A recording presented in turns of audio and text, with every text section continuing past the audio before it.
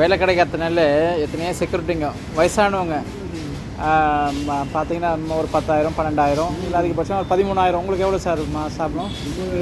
9,000 சேலரிக்காக வராங்க. நம்ம நினைக்கிறோம் காலையில் 10 to 5:45 6 o'clock நம்ம வீட்டுக்கு போயிடலாம் அப்படின்னு. சில இடங்களில் 8 மணி கூட ஆகுது, 7 மணி கூட ஆகுது, சரி விட்டாங்க. ஆனால் டபுள் டியூட்டின்றது 24 hours இவங்களுக்கு. ஸோ முடிச்சுட்டு அதுக்கப்புறமா அதை சில நேரத்தில் ரிலீவர் வரல அப்படின்னா என்ன பண்ணோம், அந்த டியூட்டியும் கண்டினியூ பண்ணோம். சார் நீங்கள் எத்தனை மணிக்கு வந்தீங்க டியூட்டிக்கு? காலையில் வந்து 7 மணிக்கு வந்தேன். நேற்று காலையில் பண்ணி இன்றைக்கி காலையில் 7 மணி ஆகிட்டு 24 hours ஆகுது. காலையில் 7லேருந்து இப்போது நைட்டு. இப்போ எப்போ முடியும் டியூட்டி? 7 மணிக்கு முடியணும். பாருங்கள். ஸோ இது வந்து பார்த்திங்கன்னா இவங்க உக்காண்டு தான் இருக்கணும், ரவுண்ட்ஸ் பண்ணணும். ஸோ வந்து கொசுக்கடி அடுத்தது நேற்று புயலில் உருவாகிற மாதிரி இருந்தது, அதையும் ஃபேஸ் பண்ணோம்.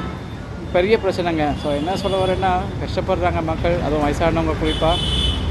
அவங்க வீட்டுக்கு வரும்பொழுது நல்லா அவங்கள கவனிங்க, அன்பாக நேசிங்க. அவங்க வறுமையை கொண்டு நம்ம இது பண்ண வேண்டாம், அவங்களுடைய இல்லாமையை கொண்டு நம்ம இது பண்ண வேண்டாம். அவங்க எவ்வளோ கஷ்டத்தில் வராங்க, அந்த சொற்ப வருமானத்தை கொண்டு அதை சந்தோஷமாக அவங்கள நல்லா பார்த்துக்கங்க.